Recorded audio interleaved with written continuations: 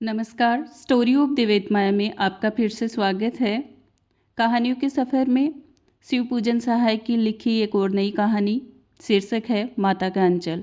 कहानी शुरू करने से पहले अगर आपको हिंदी की अनमोल और मनमोहक कहानियाँ सुनना पसंद है तो इस चैनल को सब्सक्राइब ज़रूर करें ताकि मैं रोज़ ऐसे ही और नई कहानियाँ आपके सामने लाती रहूँ।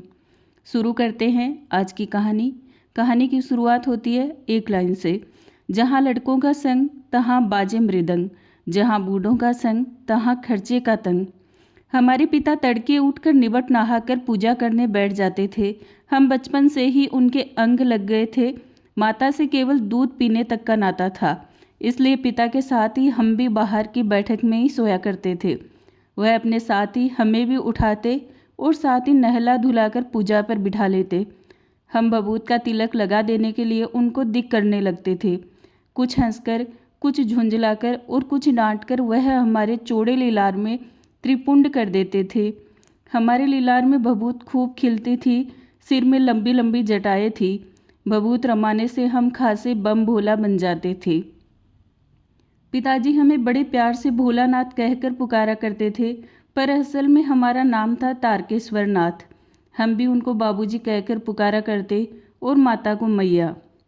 जब बाबूजी रामायण का पाठ करते तब हम उनकी बगल में बैठे बैठे आईने में अपना मुंह निहारा करते थे। जब वह हमारी ओर देखते तब हम कुछ लज्जाकर और मुस्कुराकर आईना नीचे रख देते थे। वह भी मुस्कुरा पड़ते थे। पूजा पाठ कर चुकने के बाद वह राम राम लिखने लगते। अपनी एक रामनामा बही पर 1000 राम नाम लिखकर वह उसे पूजा करने की पोथी के साथ बांध कर रख देते थे। फिर 500 बार कागज के छोटे छोटे टुकड़ों पर राम नाम लिखकर आटे की गोलियों में लपेटते और उन गोलियों को लेकर गंगा जी की ओर चल पड़ते थे। उस समय भी हम उनके कंधे पर विराजमान रहते थे। जब वह गंगा में एक एक आटे की गोलियां फेंककर मछलियों को खिलाने लगते तब भी हम उनके कंधे पर ही बैठे बैठे हंसा करते थे। जब वह मछलियों को चारा देकर घर की ओर लौटने लगते तब बीच रास्ते में झुके हुए पेड़ों की डालों पर हमें बिठाकर झूला झुलाते थे। कभी कभी बाबूजी हमसे कुश्ती भी लड़ते। वह शिथिल होकर हमारे बल को बढ़ावा देते और हम उनको पछाड़ देते थे। ये उतान पड़ जाते और हम उनकी छाती पर चढ़ जाते थे। जब हम उनकी लंबी लंबी मूछें उखाड़ने लगते तब वह हंसते हंसते हमारे हाथों को मूछों से छुड़ाकर उन्हें चूम लेते थे। फिर जब हमसे खट्टा और मीठा चुम्मा मांगते तब हम बारी बारी कर अपना बायां और दाहिना गाल उनके मुंह की ओर फेर देते थे। बाएं का खट्टा चुम्मा लेकर जब वह दाहिने का मीठा चुम्मा लेने लगते तब अपनी दाढ़ी या मूछ हमारे कोमल गालों पर गड़ा देते थे। हम झुंझलाकर फिर उनकी मूछें नोचने लग जाते थे। इस पर वह बनावटी रोना रोने लगते और हम अलग खड़े खड़े खिलखिलाकर हंसने लग जाते थे। उनके साथ हंसते हंसते जब हम घर आते तब उनके साथ ही हम चौके पर खाने में बैठते थे। वह हमें अपने ही हाथ से फूल के एक कटोरे में गोरस और भात सान कर खिलाते थे। जब हम खाकर अफर जाते तब मैया थोड़ा और खिलाने के लिए हट करती थी। वह बाबूजी से कहने लगती, आप तो 4-4 दाने के कोर बच्चे के मुंह में देते जाते हैं। इससे वह थोड़ा खाने पर भी समझ लेता है कि हम बहुत खा गए। आप खिलाने का ढंग नहीं जानते। बच्चे को भर मुंह कोर खिलाना चाहिए। जब खाएगा बड़े बड़े कोर तब पाएगा दुनिया में ठोर। देखिए मैं खिलाती हूँ। मर्दू ये क्या जाने कि बच्चों को कैसे खिलाना चाहिए, और महतारी के हाथ से खाने पर बच्चों का पेट भी भरता है। ये कह वह थाली में दही भात शांति और अलग अलग तोता मैना कबूतर हंस मोर आदि के बनावटी नाम से कोर बनाकर ये कहते हुए खिलाती जाती कि जल्दी खा लो नहीं तो उड़ जाएंगे। पर हम उन्हें इतनी जल्दी उड़ा देते थे कि उड़ने का मौका ही नहीं मिलता था। जब हम सब बनावटी चिड़ियों को चट कर जाते थे तब बाबूजी कहने लगते, अच्छा अब तुम राजा हो, जाओ खेलो। बस हम उठकर उछलने कूदने लगते थे। फिर रस्सी में बंधा हुआ काठ का घोड़ा लेकर नंग धड़ंग बाहर गली में निकल जाते थे। जब कभी मैया हमें अचानक पकड़ पाती तब हमारे लाग छटपटाने पर भी एक चुल्लू कड़वा तेल हमारे सिर पर डाल ही देती थी। हम रोने लगते और बाबूजी उस पर बिगड़ खड़े होते। पर वह हमारे सिर में तेल बोत कर हमें उबट कर ही छोड़ती। फिर हमारी नाभि और लिलार में काजल की बिंदी लगाकर चोटी गूंथती और उसमें फूलदार लट्टू बांधकर रंगीन कुर्ता टोपी पहना देती थी। हम खासे कन्हैया बनकर बाबूजी की गोद में सिसकते सिसकते बाहर आते थे। बाहर आते ही हमारी बाढ़ जोहने वाले बालकों का झुंड मिल जाता था। हम उन खेल के साथियों को देखते ही सिसकना भूलकर बाबूजी की गोद से उतर पड़ते और अपने हमजोलियों के दल में मिलकर तमाशे करने लग जाते थे। तमाशे भी ऐसे वैसे नहीं, तरह तरह के नाटक। चबूतरे का एक कोना ही नाटक घर बनता था। बाबूजी जिस छोटी चौकी पर बैठकर नहाते थे वही रंगमंच बनती थी। उसी पर सरकंडे के खंभों पर कागज का चंदोवा तानकर मिठाइयों की दुकान लगाई जाती थी। उसमें चिलम के खोंचे पर कपड़े के थालों में ढेले के लड्डू, पत्तों की पूरी कचोरियाँ, गिल्ली मिट्टी की जलेबियाँ, फूटे घड़े के टुकड़ों के बतासे आदि मिठाइयाँ सजाई जाती। ठीकरों के बटखरे और जस्ते के छोटे छोटे टुकड़ों के पैसे बनते। हम ही लोग खरीददार और हम ही लोग दुकानदार। बाबूजी भी 2-4 गोरखपुरिये पैसे खरीद लेते थे। थोड़ी देर में मिठाई की दुकान बढ़ाकर हम लोग घरौंदा बनाते थे। धूल की मेड़ दीवार बनती और तिनकों का छप्पर, दातुन के खंभे, दिया सलाई की पेटियों के किवाड़, घड़े के मुहड़े की चूल्हा चक्की, दिए की कढ़ाई और बाबूजी की पूजा वाली आचमनी कलछी बनती थी। पानी के घी, धूल की पिसान और बालू की चीनी से हम लोग ज्योनार तैयार करते थे। हम ही लोग ज्योनार करते और हम ही लोगों की ज्योनार बैठती थी। जब पंगत बैठ जाती थी तब बाबूजी भी धीरे से आकर पांत के अंत में जीमने के लिए बैठ जाते थे। उनको बैठते देखते ही हम लोग हंसकर और घरौंदा बिगाड़कर भागकर चले जाते थे। वह भी हंसते हंसते लोटपोट हो जाते और कहने लगते, फिर कब भोज होगा भोलानाथ। कभी कभी हम लोग बारात का भी जुलूस निकालते थे। कनस्तर का तंबूरा बजता, अमोले और घिसकर सहनाई बजाई जाती, टूटी चूहेदानी की पालकी बनती। हम समधी बनकर बकरे पर चढ़ लेते और चबूतरे के एक कोने से चलकर बारात दूसरे कोने में जाकर दरवाजे लगती थी।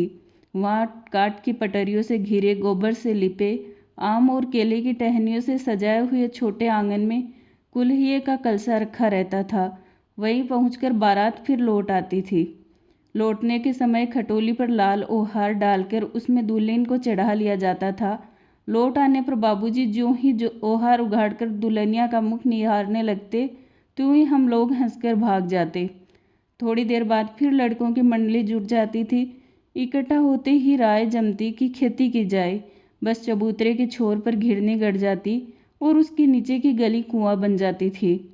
मूंछ की बटी हुई पतली रस्सी में एक चुक्कड़ बांध गराड़ी पर चढ़ाकर लड़का दिया जाता और 2 लड़के बैल बनकर मोट खींचने लग जाते थे। चबूतरा खेत बनता, कंकड़, बीज और ठेंगा हल जुआठा। बड़ी मेहनत से खेत जोते बोए और पटाए जाते। फसल तैयार होते देर न लगती और हम हाथों हाथ फसल काट लेते थे। काटते समय गाते थे, ऊंच नीच में बई कियारी, जो उपजी सो भई हमारी। फसल को एक जगह रखकर उसे पैरों से रोन डालते थे। कसूरी का सूप बनाकर ओसाते और मिट्टी के दिए के तराजू पर तोलकर राशि तैयार कर देते थे। इसी बीच बाबूजी आकर पूछ बैठते थे, इस साल की कैसी खेती रही भोलानाथ। बस फिर क्या था, हम लोग ज्यों का त्यों खेत खलियान छोड़कर हंसते हुए भाग जाते थे। कैसी मौज की खेती थी। ऐसे ऐसे नाटक हम लोग बराबर खेला करते थे। बटोही भी कुछ देर ठिठक कर हम लोगों के तमाशे देख लेते थे। जब कभी हम लोग ददरी के मेले में जाने वाले आदमियों का झुंड देख पाते तब कूद कूद कर चिल्लाने लगते थे, चलो भाइयों ददरी, सत्तू पिसान की मोटरी। अगर किसी दूल्हे के आगे आगे जाती हुई ओहारदार पालकी देख पाते तब खूब जोर से चिल्लाने लगते थे, रहरी में रहरी पुरान रहरी, डोला के कनिया हमार मेहरी। इसी पर एक बार बूढ़े वर ने हम लोगों को बड़ी दूर तक खदेड़ कर ढेलों से मारा था। उस खुसट खबीस की सूरत आज तक हमें याद है। न जाने किस ससुर ने वैसा जमाई ढूंढ निकाला था। वैसा घोड़मुआ आदमी हमने कभी नहीं देखा था। आम की फसल में कभी कभी खूब आंधी आती है। आंधी के कुछ दूर निकल जाने पर हम लोग बाग की ओर दौड़ पड़ते थे। वहाँ चुन चुन कर घुले घुले गोपी आम चापते थे। एक दिन की बात है, आंधी आई और पट पड़ गई। आकाश काले बादलों से ढक गया, मेघ गरजने लगे, बिजली कौंधने और ठंडी हवा सनसनाने लगी। पेड़ झूमने और जमीन चूमने लगे। हम लोग चिल्ला उठे, एक पैसा की लाई बाजार में छितराई, बरखा उधरे बिलाई। लेकिन बरखा न रुकी और भी मूसलाधार पानी होने लगा। हम लोग पेड़ों की जड़ से धड़ से सट गए, जैसे कुत्ते के कान में अंठई चिपक जाती है। मगर बरखा जमी नहीं, थम गई। बरखा बंद होते ही बाग में बहुत से बिच्छू नजर आए। हम लोग डरकर भाग चले। हम लोगों में बेजू बड़ा ढीठ था। संयोग की बात, बीच में मुसन तिवारी मिल गए। बेचारे बूढ़े आदमी को सूझता कम था। बेजू उनको चिढ़ाकर बोला, बूढ़ा बेईमान, मांगे करेले का चोखा। हम लोगों ने भी बेजू के सुर में सुर मिलाकर यही चिल्लाना शुरू किया। मुसन तिवारी ने बेतहासा खदेड़ा। हम लोग तो बस अपने अपने घर की ओर आंधी हो चले। जब हम लोग न मिल सके तब तिवारी जी सीधे पाठशाला में चले गए। वहाँ से हमको और बेजू को पकड़ लाने के लिए 4 लड़के गिरफ्तारी वारंट लेकर छूटे। इधर ज्यों ही हम लोग घर पहुँचे त्यों ही गुरुजी के सिपाही हम लोगों पर टूट पड़े। बेजू तो 9-2-11 हो गया, हम पकड़े गए। फिर तो गुरुजी ने हमारी खूब खबर ली। बाबूजी ने ये हाल सुना, वह दौड़े हुए पाठशाला में आए, गोद में उठाकर हमें पुचकारने और फुसलाने लगे। पर हम दुलारने से चुप होने वाले लड़के नहीं थे। रोते रोते उनका कंधा आंसुओं से तर कर दिया। वह गुरुजी की चिरोरी करके हमें घर ले चले। रास्ते में फिर हमारे साथी लड़कों का झुंड मिला। वे जोर से नाचते और गाते थे, माई पकाई गरर गरर पुआ, हम खाई पुआ, ना खेलब जुआ। फिर क्या था, हमारा रोना धोना भूल गया। हम हट करके बाबूजी की गोद से उतर पड़े और लड़कों की मंडली में मिलकर गाने लगे, वही तानसुर अलापने लगे। तब तक सब लड़के सामने वाले मकई के खेत में दौड़ पड़े। उसमें चिड़ियों का झुंड चर रहा था। वे दौड़ दौड़ कर उन्हें पकड़ने लगे, पर एक भी हाथ न आई। हम खेत से अलग ही खड़े होकर गा रहे थे, राम जी की चिरई, राम जी का खेत, खा लो चिरई भर भर पेट। हमसे कुछ दूर बाबूजी और हमारे गांव के कई आदमी खड़े होकर तमाशा देख रहे थे और यही कहकर हंसते थे कि चिड़िया की जान जाए, लड़कों का खिलौना। सचमुच लड़के और बंदर पराई पीर नहीं समझते। एक टीले पर जाकर हम लोग चूहों के बिल से पानी उलीचने लगे। नीचे से ऊपर पानी फेंकना था। हम सब थक गए। तब तक गणेश जी के चूहे के रक्षा के लिए शिव जी का सांप निकल आया। रोते चिल्लाते हम लोग बेतहासा भाग चले। कोई औंधा गिरा, कोई अंटा चित, किसी का सिर फूटा, किसी के दांत टूटे। सभी गिरते पड़ते भागे।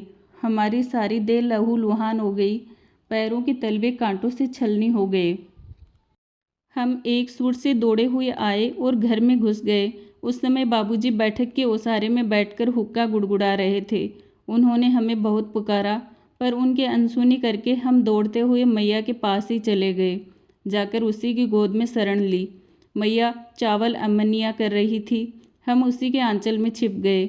हमें डर से कांपते देखकर वह जोर से रो पड़ी और सब काम छोड़ बैठी। अधीर होकर हमारे भय का कारण पूछने लगी। कभी हमें अंग भरकर दबाती और कभी हमारे अंगों को अपने आंचल से पोंछकर हमें चूम लेती। बड़े संकट में पड़ गई। झटपट हल्दी पीसकर हमारे घावों पर थोपी गई।